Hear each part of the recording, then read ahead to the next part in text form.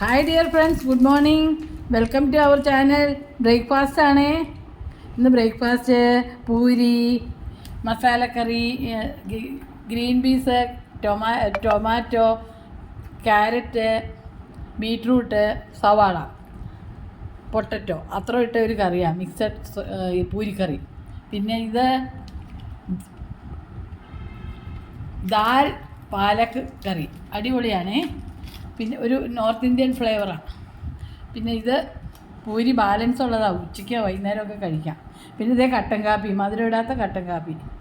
പിന്നെ അച്ഛൻ കഴിക്കണുണ്ടോ? അച്ഛൻ പൂരി, ദാൽ കറി, പാലക്ക് കറി, മധുരം ഇട്ട കട്ടൻ കാപ്പി. ഒരു മധുരത്തിൻ്റെ വ്യത്യാസം ഞങ്ങൾ തമ്മിലുള്ളൂ.